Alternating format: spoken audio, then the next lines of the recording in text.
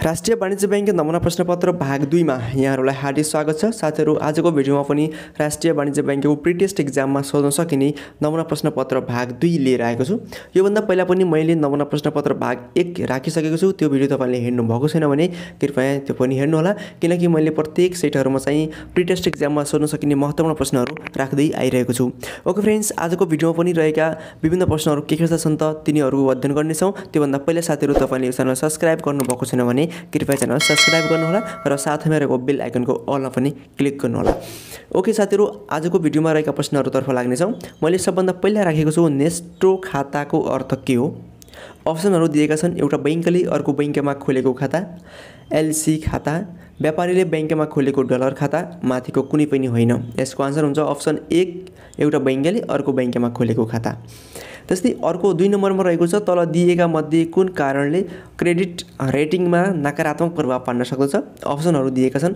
लामो समयसम्म एकै काम गरिरहेको, कर्जाको भुक्तानीमा ढिलाइ गर्ने गरेको, लामो समयसम्म उही स्थानमा बसिरहेको, खरिदमा धेरै जसो क्रेडिट कार्ड प्रयोग गर्ने गरेको।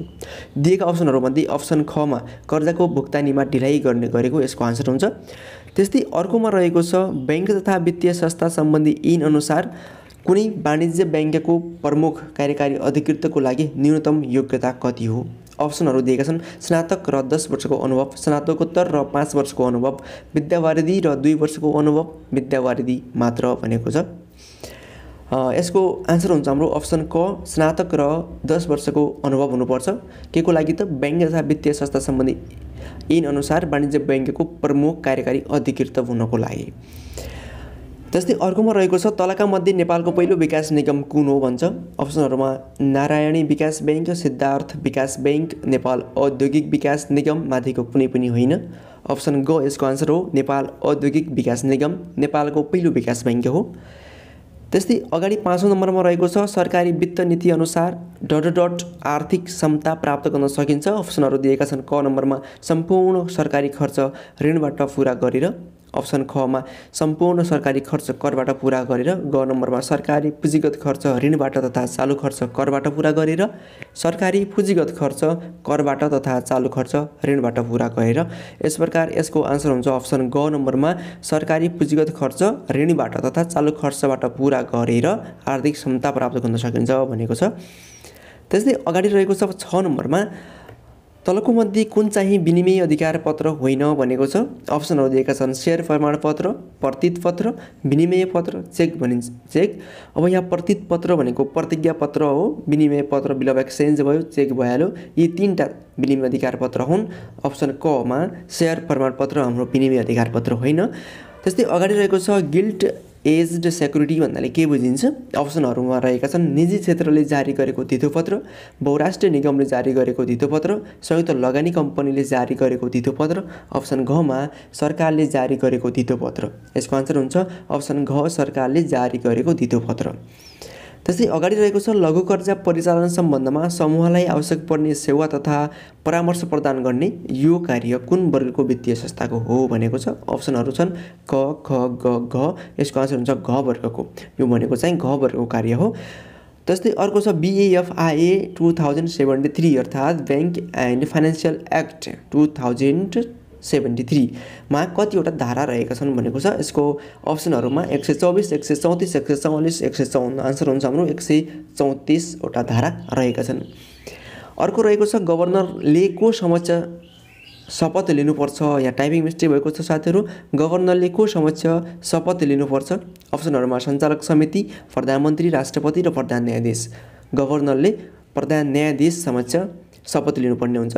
अर्को छ CFT को पूर्ण रूप के हो।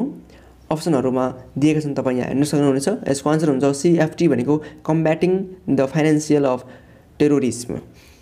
त्यस्तै अगाडि रहेको छ क वर्गका बैंक तथा वित्तीय संस्थाहरूले जोखिम भारित सम्पत्तिको कति प्रतिशत पुँजीकोष न्यूनतम कायम राख्नुपर्छ भनेको छ। अप्सनहरूमा 4.5%, 5.5%, 10%, 11%। यसको आन्सर हुन्छ हाम्रो 11%। त्यस्तै अगाडि रहेको छ कम्प्युटरका 4 प्रमुख कार्यहरूको सही क्रम ... हो भनेको छ। अप्सनहरू दिएका छन् input, storage, output, process. Input पछि प्रोसेस हुन्छ, त्यसैले यहाँ इनपुट पछि स्टोरेज दिएको छ, यो मिलेन। ख नम्बरमा इनपुट दिएको छ, त्यसपछि आउटपुट दिएको छ, यो पनि मिलेन। त्यस्तै अर्को ग नम्बरमा इनपुट प्रोसेस आउटपुट स्टोरेज, घ नम्बरमा इनपुट स्टोरेज प्रोसेस आउटपुट। यसको आन्सर हुन्छ हाम्रो सबभन्दा पहिला इनपुट हुन्छ, त्यसपछि प्रोसेस हुन्छ, आउटपुट हुन्छ र त्यसपछि स्टोरेज हुन्छ। यो चाहिँ कम्प्युटरको कार्यक्रम अनुसार यो सही छ, अप्सन ग नम्बर। त्यस्तै अर्को छ साधारणतया भाइरसले डटलाई असर गर्दैन, CMOS, boot sector, floppy disk, program files. भाइरसले चाहिँ CMOS लाई असर गर्दैन। अर्कोमा रहेको छ मार्जिन र प्याराग्राफको सुरु लाइनको बिचमा छोडेको स्पेसलाई के भनिन्छ? अप्सनहरूमा स्पेसिङ, गटर, इन्डेन्टेसन, एलाइनमेन्ट। यसको सही आन्सर हुन्छ इन्डेन्टेसन। त्यस्तै अर्को 16 मा रहेको छ in computer security dot means that the information in the computer system only be accessible for reading by authorised parties भन्छ। अप्सनहरूमा confidentiality, integrity, availability and authenticity दिएको छ। यसको आन्सर हुन्छ हाम्रो अप्सन ए मा कन्फिडेन्टालिटी। अर्कोमा रहेको छ which shortcut key do you use to double space a paragraph भन्छ। अप्सन Ctrl+1, Ctrl+F2, Alt+F2 र अप्सन डी मा Ctrl+2 दिएको छ। यसको आन्सर हुन्छ हाम्रो Ctrl+2 हुन्छ, Ctrl+2। त्यस्तै अर्को रहेको छ विश्वको दोस्रो सर्वोच्च शिखर K2 कुन पर्वतमालामा पर्छ त? काराकोरम, हिन्दकुश, हिमालय र शिवालिक। आन्सर हुन्छ हाम्रो काराकोरममा। अर्को रहेको छ नेपालमा कुन जातिले चिहानमा लाससँगै कुखुराको चल्ला गाड्छ भनेको छ? अप्सनहरूमा सुरेल, हायु, सतार र यसमा हेल्मो। यसको आन्सर हुन्छ हाम्रो सुरेल जातिले नेपालमा चाहिँ नेपालको सुरेल जातिले चिहानमा लाससँगै कुखुराको चल्ला काट्छन्। र त्यस्तै अगाडिमा सही उत्तर पत्ता लगाउनुहोस् भनेको छ। अप्सनहरू दिएका छन् 4वटा। सन् 2030 मा नेपालको गरिबी 5% भन्दा कम हुनेछ। सन् 2030 मा नेपालको बहुआयामिक गरिबी 7% हुनेछ। माथिका दुवै सही छन्, एक सही 2 गलत भन्छ। अप्सनमा ख यसको आन्सर सही छ। अप्सन ख नम्बर भनेको छ सन् 2030 मा नेपालको बहुआयामिक गरिबी 7% हुनेछ भनेको छ, यो ठिक छ।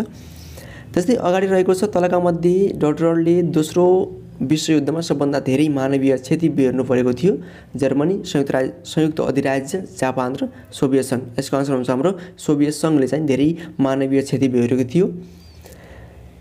अगाडि रहेको छ नेपालमा हाल लागू भएको ट्रेड युनियन ऐन कहिले जारी भएको हो?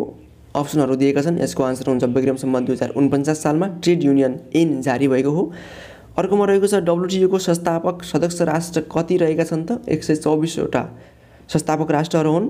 त्यस्तै अगाडि रहेको छ विश्वको दोस्रो अग्लो हिमाल कुन देशमा पर्छ? माउन्ट K2 दोस्रो हिमाल हो, त्यो चाहिँ हाम्रो पाकिस्तानमा पर्दछ।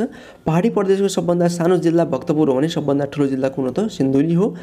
अर्कोमा रहेको छ मास्लो कुन देशका नागरिक हुन् त? मास्लो चाहिँ हाम्रो अमेरिकाका नागरिक हुन्, अमेरिकन नागरिक अब्राहम मास्लो।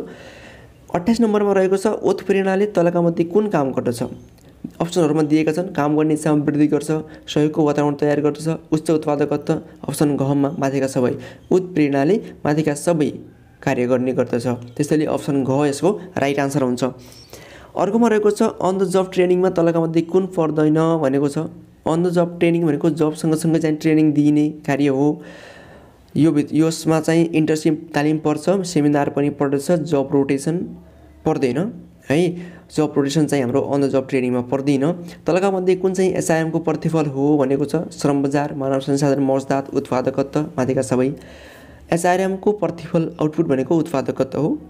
त्यस्तै अर्कोमा रहेको छ भर्नाको आन्तरिक विधिमा तलका मध्ये कुन पर्दछ भनेको छ? पदोन्नति। भर्नाको आन्तरिक विधिमा कुन चाहिँ पर्दैन, कुन पर्छ भन्दाखेरिमा पदोन्नति भनेको पनि के हो त? भर्नाको आन्तरिक स्रोत नै हो, विधि नै हो। घटुवा पनि के हो त? भर्नाको आन्तरिक विधि हो। घटुवा गरेर पनि तल्लो पदलाई पदस्थापना गर्न सकिन्छ। जस्तै कार्य मूल्याङ्कनबाट उसको सरुवा गर्ने बढुवा गर्ने काम पनि के हो त? भर्नाको आन्तरिक विधि हो भनेपछि माथिका सबै चाहिँ के हो त? आन्तरिक विधि अन्तर्गत पर्छन्। त्यस्तै अर्को रहेको छ तलका मध्ये कुन कारोबार नाफा नोक्सान हिसाब खातामा प्रविष्टि गरिँदैन भनेको छ? कमिसन प्राप्त भनेको इन्कम हो, त्यो चाहिँ PL मा राखिन्छ। तलब ज्याला भुक्तानी भनेको चाहिँ एक्सपेन्सेसहरू, त्यो पनि PL मा राखिन्छ। पुरानो सम्पत्ति बिक्री भनेको चाहिँ के हो त? यो चाहिँ क्यापिटल गेन हो। क्यापिटल गेन भएको कुरालाई चाहिँ हामी PL एकाउन्टमा राख्दैनौँ, त्यसैले यसको आन्सर हुन्छ हाम्रो पुरानो सम्पत्ति बिक्री चाहिँ नाफा नोक्सान हिसाब खातामा प्रविष्टि गरिँदैन। त्यस्तै अगाडि रहेको छ वास्ताद किन तयार गरिन्छ भनेको छ? व्यवसायको आर्थिक अवस्था चित्रण गर्न, व्यवसायको सम्पत्ति र दायित्व थाहा पाउन, तुलनात्मक अध्ययन गर्न। माथिका सबै। यसको आन्सर हुन्छ माथिका सबै। त्यस्तै अगाडि हेरौँ 34 नम्बरमा के भनेको छ भनेपछि तलका मध्ये कुन चाहिँ लेखा प्रणालीको प्रारम्भिक कार्य हो भनेको छ। लेखा प्रणालीको प्रारम्भिक कार्य कुन हो त? भौसिङ गर्नु हो हैन, हिसाब मिलान पनि हैन, खाता प्रविष्टि पनि हैन। त्यसैले माथिको कुनै पनि लेखा प्रणालीको प्रारम्भिक कार्य होइन। अर्को रहेको छ सन्तुलन परीक्षण तयार गर्ने मुख्य तरिका कुन कुन हुन्? वित्तीय विधि र कुल विधि, कुल विधि र सामान्य विधि, सन्तुलन विधि र वित्तीय विधि, सन्तुलन विधि र कुल विधि। अप्सन घ सन्तुलन विधि र कुल विधि भनेको सन्तुलन परीक्षण तयार गर्ने मुख्य दुई तरिका हुन्। अप्सन घ यसको आन्सर हुन्छ। जस्तै 36 मा जोडा मिलाउनुहोस् भनेको छ। एकातर्फ दिएका कुराहरू र अर्कोतर्फ दिएका कुराहरू बीच जोडा मिलाउनु पर्ने हुन्छ। सम्पत्ति, दायित्व, खर्च, आम्दानी एकातर्फ दिएका छन्। कमिसन भुक्तानी, अग्रिम तलब खर्च, छुट प्राप्ति, भुक्तानी गर्नुपर्ने भाडा एकातर्फ दिएका छन्। अब हेरौँ सम्पत्ति भनेको के हो भनेपछि के हो त हाम्रो सम्पत्ति के हो? अग्रिम तलब खर्च भनेको के हो त? सम्पत्ति हो। त्यस्तै दायित्व भनेको के हो त? भुक्तानी गर्नुपर्ने भाडा दायित्व हो। खर्च भनेको के हो त? कमिसन भुक्तानी गर्नु खर्च हो। र आम्दानी के हो त? छुट प्राप्त हुनु आम्दानी हो। यस प्रकार जोडा मिलाउनु पर्ने हुन्छ। जस्तै अर्को रहेको छ 75% भिन्नमा रूपान्तरण गर्न के गर्नुपर्छ त भन्छ। पर्सेन्टलाई यदि हामीले फ्र्याक्सनमा चेन्ज गर्नुपर्ने छ भने हामीले 100ले चाहिँ डिभाइड गर्नुपर्ने हुन्छ। त्यसैले अप्सन ख 100 ले भाग गर्नुपर्छ भनेको छ। यो यसको सही आन्सर हुन्छ। तलका मध्ये साधारण ब्याज निकाल्ने सूत्र के हो भनेको छ। साधारण ब्याज निकाल्ने सूत्र I = PTR/100 हुन्छ। साथीहरु अप्सनहरु सिन भएको छैन, यसमा टाइपिङ मिस्टेक भएको रहेछ। I = PTR/100 हुन्छ। त्यस्तै अर्को रहेको छ कति रुपैयाँको 10% साधारण ब्याज दरले 5 वर्षमा 7500 हुन्छ भनेको छ। तपाई यी म्याथका प्रश्नहरु सल्भ गर्नु होला र कमेन्ट गर्नु होला आन्सर सही छन् कि छैनन्। कति रुपैयाँको 10% साधारण ब्याज दरले 5 वर्षमा 7500 हुन्छ भनेको छ। यसको आन्सर अप्सन ख 5000 को 10% ले 5 वर्षमा 7500 हुन्छ। त्यस्तै अर्कोमा रहेको छ 50 विद्यार्थीहरू र एक शिक्षकको औसत उमेर 25 वर्ष छ। यदि शिक्षकको उमेर समावेश नगर्दा औसत उमेर 1 वर्षले घट्छ भने शिक्षकको उमेर कति वर्ष हो भनेको छ। यसको सोलुसन गर्नु होला र कमेन्ट गर्नु होला। यसको आन्सर अप्सनहरु दिएका छन्। यसको आन्सर मैले हिसाब गर्दाखेरि अप्सन ग 75 वर्ष हुन आउँछ। त्यस्तै 41 नम्बरमा कति प्रतिशतले अरु 1060 को 159 हुन्छ भन्छ। कति प्रतिशतले हुन्छ? यसमा के गर्नु होला? यस्तो प्रश्न आयो भने 159 डिवाइडेड बाइ 1060 इन्टु 100 गर्नु होला। ठ्याक्कै तपाईको 15% आउनेछ। त्यस्तै 42 नम्बरमा भनेको छ 3000 मा किनेको टेबल रु 2400 मा बेच्नु पर्यो भने कति प्रतिशत नोक्सान हुन्छ त? किनेको कति 3000 मा 2400 मा बिक्री गर्नु पर्यो भन्छ भनेपछि तपाईको वास्तविक नोक्सान कति भयो? 600 भयो। कतिमा त 3000 मा 600 नोक्सान हुनु भनेको 20% नोक्सान भएको छ। त्यस्तै अर्कोमा अगाडि रहेको छ यदि 40 को 15% कुनै अंकको 25% भन्दा 2 अंकले बढी छ भने सो अंक कति हो भनेको छ। 40 को 15% निकाल्ने सबभन्दा पहिले 40 को 15% भनेको 6 हुन्छ। त्यो 6 भनेको कुनै अंकको 25% भन्दा 2 ले बढी छ। कुनै अंक भनेको अब यहाँ अप्सनबाट तपाईले चुज गर्नुपर्ने हुन्छ। 16 को 25% भनेको 4 हुन्छ है। 4 हुन्छ। 2 अंकले बढी छ 2 6 भनेको 40 को 15% 6 हुन्छ। त्यो 6 भनेको चाहिँ यो 16 को 25% भन्दा 2 ले बढी हुन्छ। तपाई हिसाब गर्नु होला। त्यस्तै गरेर अगाडि रहेको छ यदि 2 को पावरमा x + 3 + 2 को पावरमा x = 36 भई निम्न मध्ये कुन मान ठिक छ भन्छ।